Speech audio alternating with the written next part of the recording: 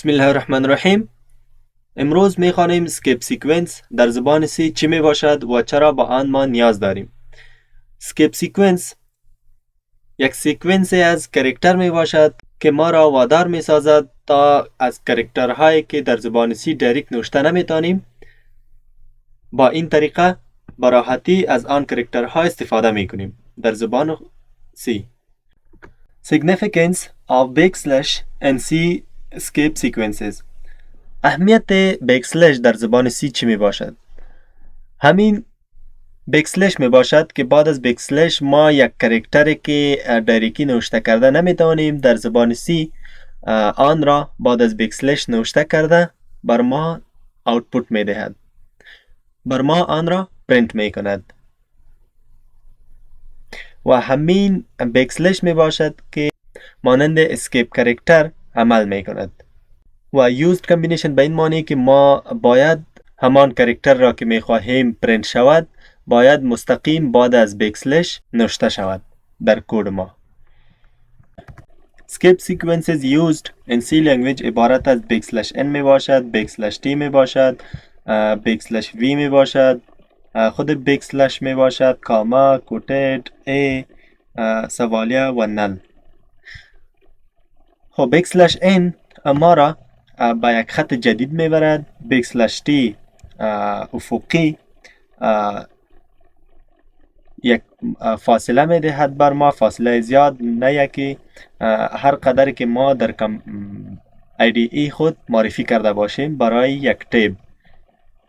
اگر ما در کیبورد خودم ببینیم از کیپلاکس بالا اینجا تیب می باشد، پس همان تیب بکسلش t می باشد.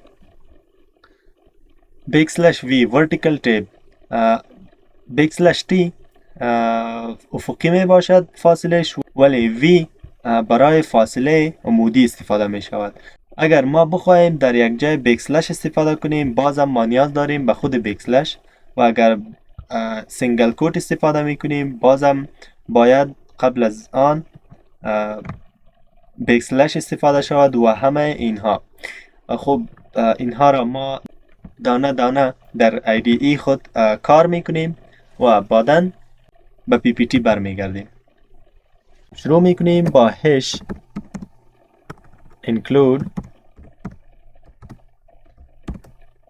stdio.h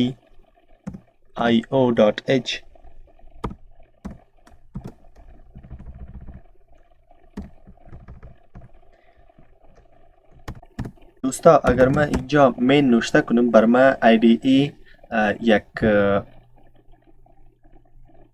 سجستشن میدهد که از این سنیپت کود استفاده کرده میتوانم. پس اگر انتر کنم بر من یک کد ابتدایی را میدهد و من از آن استفاده میکنم. خب شروع میکنیم پرینت میکنیم. از همه اولتر باید نوشته کنم نیو لاین. برای نیو لاین ما چی استفاده میکنیم؟ بکسلش n. باید نوشته کنیم hello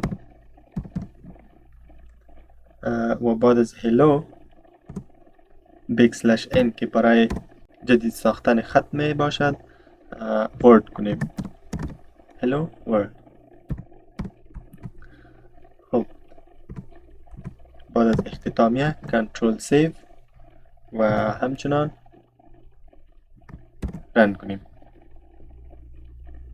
خب ما میبینیم که hello در یک خط آمد و word بعد از بکسلش n در دیگه خط رفت.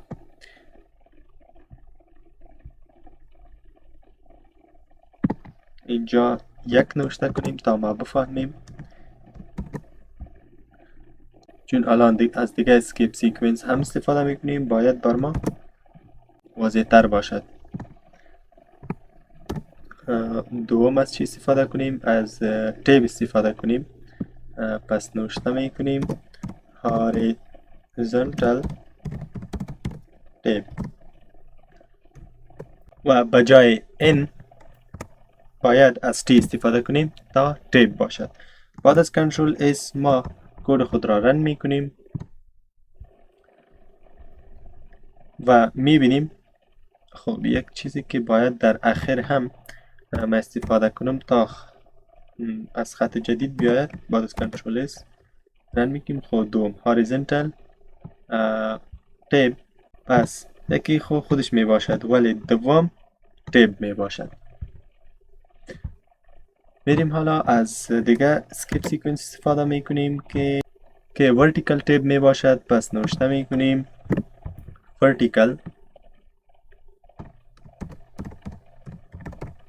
ورتیکال تیب و برای تی بجای تی وی میدیم و بعد از در اخیرم بکسلش این تا خط جدید باشد. خب کنترل اس و خب چون IDE من اپدیت نمی باشد برای همین YT نوشته کرده به معنی ورتیکال تیب. خب میریم به طرف دیگه سیکونس اسکیپ سیکونس که عبارت از بکسلش می باشد. اگر ما بخواهیم بکسلش را نوشته کنیم پس بازم ما از خود بکسلش استفاده می کنیم تا دیگه بکسلش را بر ما بنویسد. خب بکسلش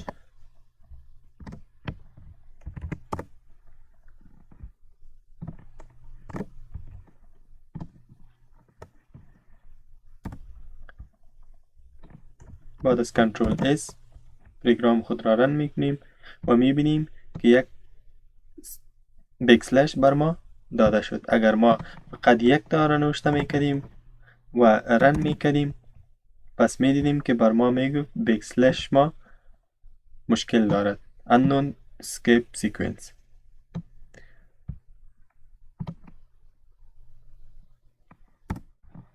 به همین ترتیب ما می توانیم سینگل کد دبل کد را معرفی کنیم در کد خود.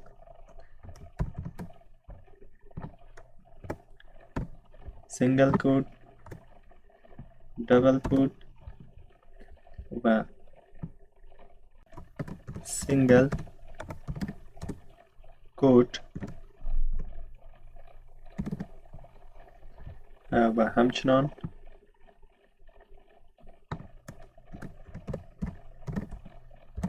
دبل کد.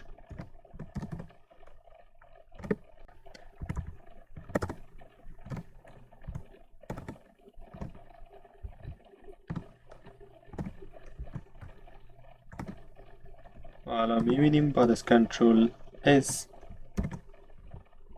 رن میکنیم و میبینیم که بر ما سینگل کد داد و همچنان دبل کد. خب ما بازم دبل سلش را خواندیم که چی کار را انجام میدهد. برای یکی که اسکیپ میکند و دوم را پرینت میکند، همچنان یکی اسکیپ میکند دوم پرینت میشود، یکی اسکیپ میکند دوم پرینت میشود. جواب این فقط یک بکسلش می آید و از این دو بکسلش. در کل باید ما بگیم که در بسیاری از جاها ما می توانیم از بکسلش استفاده کنیم ولی نه همه کاراکترها. در این ویدیو ما خواندیم که اسکیپ سیکونس چی می باشد و بکسلش چی رولی در آن دارد.